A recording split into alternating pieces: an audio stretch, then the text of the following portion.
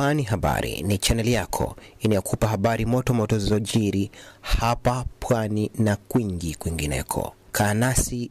Asante sana Mheshimiwa Makamu wa Pili wa Rais wa Zanzibar, Mheshimiwa Jaji Mkuu wa Zanzibar, Mheshimiwa Naibu Spika wa Baraza la Wawakilishi, Naibu Katibu Mkuu wa Chama cha Mapinduzi Zanzibar, Mheshimiwa Waziri wa Nchi Ofisi ya Rais Maendeleo ya Vijana wa Jamhuri ya Muungano wa Tanzania, Mheshimiwa Waziri wa Vijana, Ajira na Uwezeshaji wa Zanzibar, Waheshimiwa mawaziri na naibu mawaziri mliopo, Mheshimiwa Mkuu wa Mkoa wa Kusini Pemba, Waheshimiwa wakuu wa mikoa mliopo, Mtendaji Mkuu wa Mahakama ukimwakilisha Jaji Mkuu wa Tanzania, Katibu Mkuu Kiongozi, makatibu wakuu na naibu makatibu wakuu, waheshimiwa wabunge na wajumbe wa Baraza la Wawakilishi, viongozi wa serikali, viongozi wa vyama mbalimbali vya siasa mliohudhuria, viongozi wa dini na wa asasi za kiraia, wageni waalikwa, ndugu wananchi, mabibi na mabwana, assalamu alaikum. Naomba nianze kwa kumshukuru Mwenyezi Mungu mwingi wa rehema na utukufu kwa kutujalia uhai na afya njema na kwa kutuwezesha kuhudhuria katika tukio hili muhimu la uzinduzi wa mbio za Mwenge wa Uhuru kwa mwaka huu wa 2026. Napenda nichukue fursa hii kuupongeza mkoa wa Kusini Pemba na wananchi wote wa Pemba, kwanza kwa kukubali kuwa wenyeji wa shughuli hii, na pili kwa maandalizi mazuri ya kufanikisha sherehe hizi za kitaifa. Hongereni sana. Aidha, napenda kuwashukuru na kuwapongeza waratibu na wasimamizi wa shughuli za Mwenge wa Uhuru kitaifa kwa kazi kubwa ambayo wamekuwa wakiifanya ya kusimamia na kuratibu mbio za Mwenge kitaifa kwa ufanisi mkubwa. Ni dhahiri kuwa kila Mtanzania anaona faida za Mwenge katika kuchochea maendeleo, kuhamasisha amani, umoja na mshikamano wa kitaifa na kuimarisha muungano wetu. Nawapongeza sana kwa kutimiza wajibu wao vizuri na ushirikiano wao katika kutekeleza jukumu hili kubwa kwa ustawi wa taifa letu. Waheshimiwa viongozi na ndugu wananchi, falsafa ya Mwenge wa Uhuru inatokana na maneno ya Mwalimu Julius Kambarage Nyerere aliyoyatamka mwaka 1959 katika Baraza la Udhamini la Umoja wa Mataifa, na hapa na nukuu, kuwa sisi watu wa Tanganyika tungependa kuwasha mwenge na kuweka juu ya mlima Kilimanjaro, umulike ndani na nje ya mipaka yetu, ulete tumaini pale ambapo hakuna matumaini, upendo mahali ambapo pana chuki, na heshima palipojaa dharau. Mwisho wa kunukuu. Kauli hii iliashiria dhamira ya wananchi wa iliyokuwa Tanganyika kuwa huru na kujenga taifa katika misingi ya haki, usawa na umoja. Mwaka wa 1961 Mwalimu Julius Nyerere alitimiza azma yake pale Mwenge wa Uhuru ulipowashwa na kuwekwa katika kilele cha mlima Kilimanjaro sambamba na bendera ya Tanganyika, ukiashiria ishara ya uhuru na mwanzo wa safari ya kujenga taifa imara la watu waliojaa matumaini, wamoja na wazalendo. Maudhui haya yaliungwa mkono na muasisi wa taifa la Zanzibar, marehemu Sheikh Abeid Amani Karume, pale aliposisitiza juu ya wananchi kumiliki njia kuu za uchumi, uimarishaji wa huduma za jamii na ushiriki wa wananchi katika shughuli za maendeleo. Hivyo kuanzia mwaka wa 1964 waasisi hawa wawili wa taifa letu wakautumia Mwenge wa Uhuru kama chombo cha kuhimiza haki, usawa, umoja na uwajibikaji katika ujenzi wa taifa, sambamba na kuangaza na kutokomeza maadui, umaskini, ujinga na maradhi. Waheshimiwa viongozi na ndugu wananchi, mbio za Mwenge wa Uhuru mwaka huu wa 2026 zinaambatana na ujumbe maalum unaohamasisha kulinda na kuimarisha amani, umoja na mshikamano wa kitaifa katika taifa letu chini ya kauli mbiu isemayo Tanzania ni yetu sote, tushikamane kwa pamoja kuleta maendeleo. Ujumbe huu unatuhimiza wananchi sote wa Jamhuri ya Muungano wa Tanzania kulinda amani yetu na kuimarisha umoja wa kitaifa ulioasisiwa na waasisi wetu na kudumishwa na viongozi wetu waliofuatia katika awamu mbalimbali za uongozi kwa miaka 65 sasa. Tanzania imeendelea kuwa ni nchi ya kuigwa duniani kote na kujulikana kama kisiwa cha amani. Heshima hii kubwa kwa taifa letu katika jumuiya ya kimataifa imejengwa kwa nguvu kubwa na waasisi wa taifa letu Mwalimu Julius Nyerere na Sheikh Abeid Amani Karume, na imekuwa ni kipaumbele cha viongozi wetu walioshika madaraka ya nchi yetu katika vipindi tofauti. Kwa kutambua umuhimu wa tunu hii ya umoja na amani, Tanzania imeendeleza utamaduni wa kujenga mahusiano mazuri ya kindugu na ushirikiano baina ya wananchi wake, huku msisitizo mkubwa ukiwekwa katika kuheshimu utu wa mtu. Waheshimiwa viongozi na ndugu wananchi, katika taifa lolote, amani, umoja, utulivu na mshikamano wa kisiasa na kijamii ndiyo misingi ya maendeleo endelevu. Utulivu wa nchi huwapa fursa viongozi kuandaa sera za maendeleo na kusimamia utekelezaji wake. Kwa kutambua umuhimu wa umoja na mshikamano wa watu katika jamii, waasisi wa taifa letu katika harakati zao za kujenga taifa imara la Tanzania walitumia lugha ya Kiswahili kuwaunganisha Watanzania na kutokomeza kabisa tofauti za ukabila, rangi, dini, elimu na tofauti za kiuchumi. Walifanya hivyo ili kujenga misingi imara ya umoja na mshikamano wa kitaifa. Waheshimiwa viongozi, ndugu wananchi, mabibi na mabwana, kama yalivyo mataifa mengine duniani, serikali zetu mbili, serikali ya Jamhuri ya Muungano wa Tanzania na ya serikali ya Mapinduzi ya Zanzibar, taasisi za dini, asasi za kiraia, vyombo vya habari na wananchi wote wa Jamhuri ya Muungano wa Tanzania tunao wajibu wa kuhakikisha kuwa muungano wetu, amani, utulivu na umoja wa kitaifa tulio nao vinalindwa, kuimarishwa na kudumishwa. Tunao wajibu wa kulinda misingi ya utu na kuheshimu utawala wa sheria, kusimamia uwajibikaji na utawala bora, kulinda mipaka ya nchi, kuendeleza vita dhidi ya umaskini, ujinga na maradhi, na kuongeza juhudi za kubuni na kupanua fursa za ajira kwa vijana. Waheshimiwa viongozi na ndugu wananchi, mbio za Mwenge wa Uhuru mwaka huu pia zitaendelea kuhimiza mapambano dhidi ya rushwa chini ya kauli mbiu isemayo kuzuia rushwa ni jukumu langu, ni jukumu lako na langu, tutimize wajibu wetu. Kauli mbiu hii inatukumbusha kuwa mapambano dhidi ya rushwa ni jukumu letu sote. Vitendo hivi viovu vya rushwa katika taifa letu vimeundiwa sheria mbalimbali pamoja na taasisi za kisheria katika kuhakikisha vinatokomezwa kabisa. Hivyo ni wajibu wetu wananchi sote kushirikiana na taasisi zinazohusika katika kutoa taarifa na kushiriki kikamilifu katika mapambano dhidi ya rushwa, kwani ni adui mkubwa wa haki na jitihada zetu za kuleta maendeleo nchini. Sote tunafahamu kuwa mapambano dhidi ya rushwa si jukumu la serikali pekee, bali ni wajibu wa kila mmoja wetu.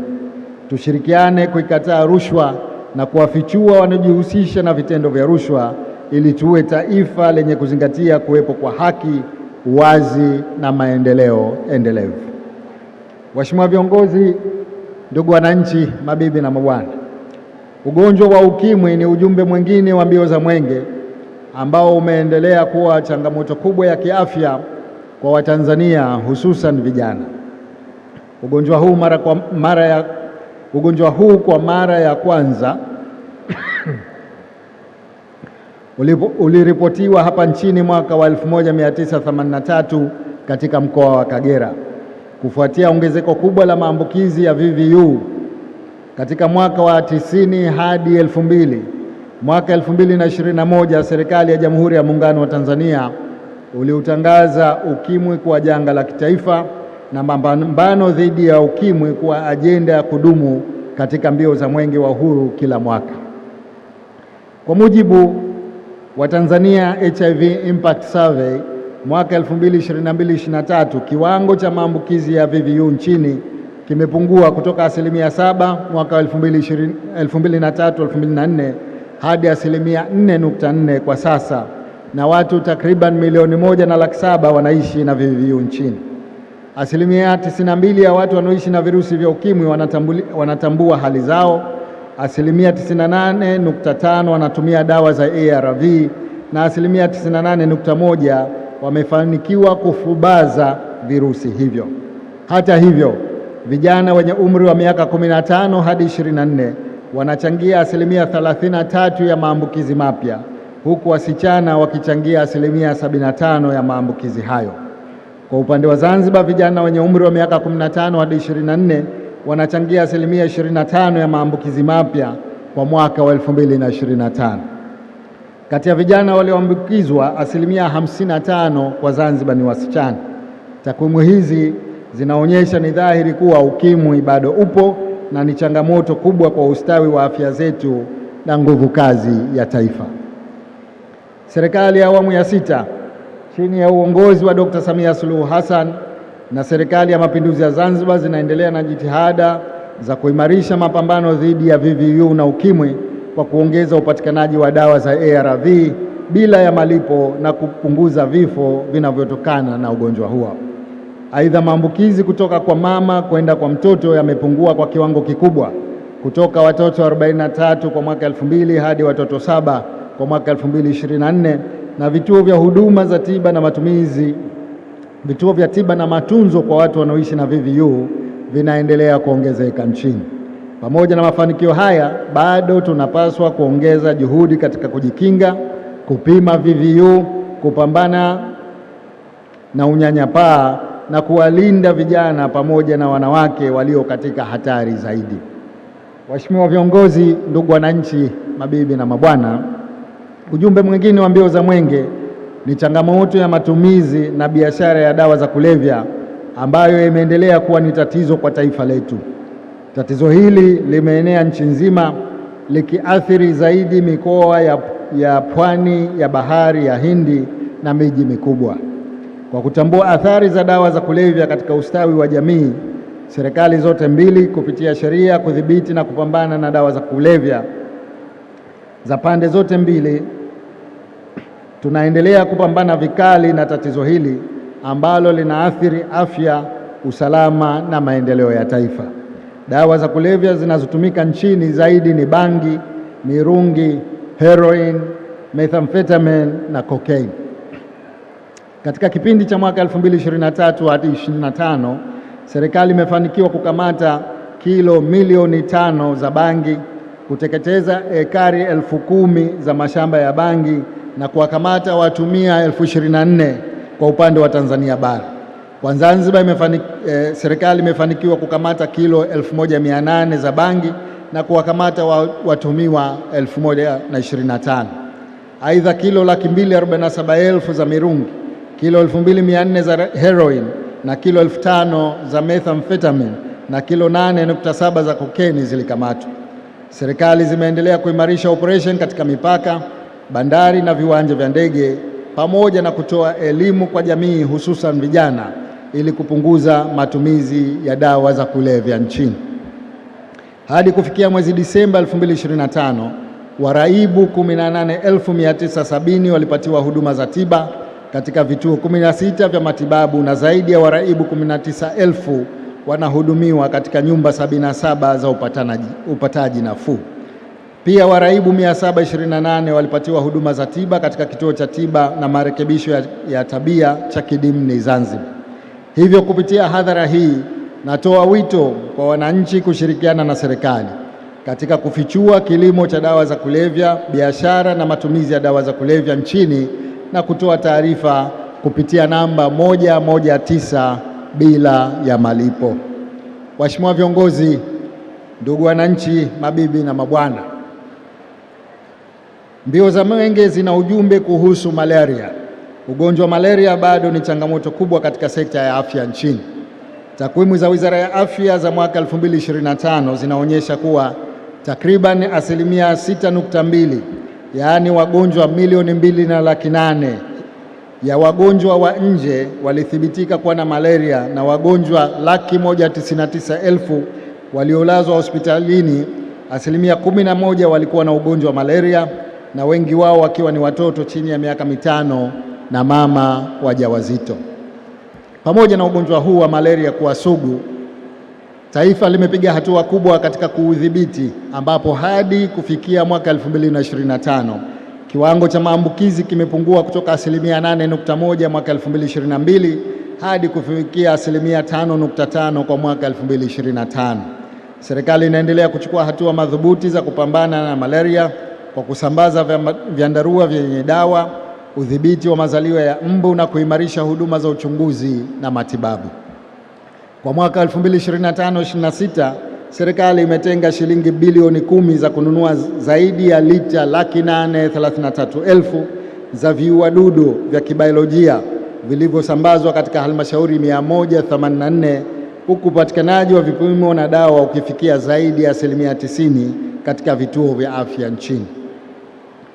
Kuanzia mwaka 2015 hadi 2025, mafanikio makubwa yamepatikana ambapo kiwango cha malaria kimepungua kwa asilimia 63. Wagonjwa wa malaria wa nje wamepungua kutoka milioni 7.7 hadi milioni 2.8, na vifo vinavyotokana na malaria vimeshuka kwa asilimia 80 kutoka 6,311 hadi 1,231 mwaka 2025. Niwaombe wananchi wenzangu wa Tanzania kushiriki katika mapambano haya ya kutokomeza malaria kwa kutumia vyandarua vyenye dawa, kutunza mazingira na kuwahi katika vituo vya afya wanapohisi dalili za ugonjwa huu hatari. Waheshimiwa viongozi, ndugu wananchi, wageni waalikwa, mabibi na mabwana, mbio za Mwenge zina ujumbe kuhusiana na lishe bora. Lishe bora ni msingi wa afya njema, ukuaji wa mwili na akili, pamoja na kuongeza tija katika uzalishaji mali na maendeleo ya taifa. Lishe bora inapatikana kwa kula mlo kamili wenye mchanganyiko wa vyakula kutoka makundi yote 6 ya vyakula: mboga, matunda, vyakula vya jamii ya nafaka, jamii ya mizizi, vyakula vya asili ya wanyama, vyakula jamii ya kunde na vyakula jamii ya mafuta na sukari.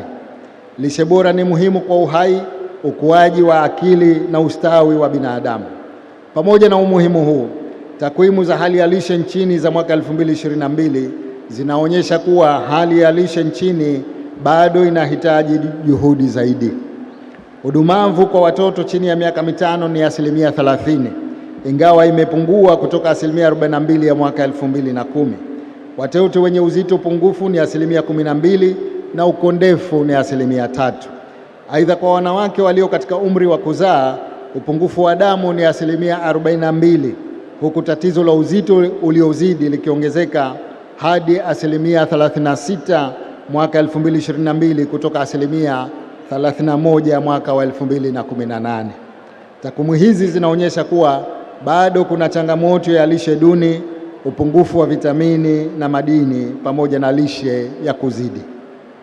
Serikali imeendelea kuchukua hatua mbalimbali za kuboresha hali ya lishe, ikiwa ni pamoja na kutoa elimu ya lishe kwa jamii, kuhimiza matumizi ya vyakula vyenye virutubishi, kuimarisha unyonyeshaji wa maziwa ya mama, pamoja na utoaji wa vitamin A na dawa za minyoo kwa watoto na virutubisho kwa wajawazito ili kulinda afya ya mama na mtoto.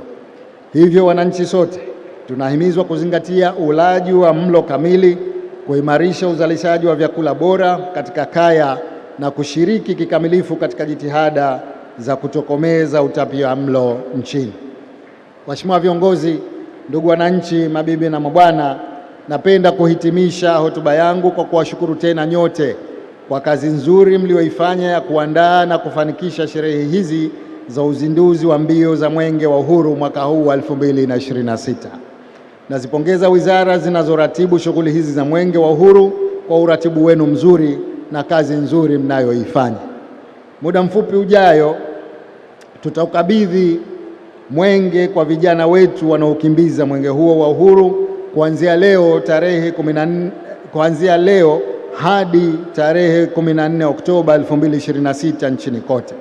Vijana hawa wasiachwe peke yao, waratibiwe, wasaidiwe na waongozwe vyema wakati wote ili malengo yaliyokusudiwa yaweze kutimia. Ni vyema pia kwenu vijana ambao mtakabidhiwa jukumu hili muda mfupi kuanzia sasa, mkatambua kuwa mnakwenda kufanya kazi hii kwa niaba ya vijana zaidi ya milioni 21 wa Tanzania na kwa niaba ya Watanzania wote.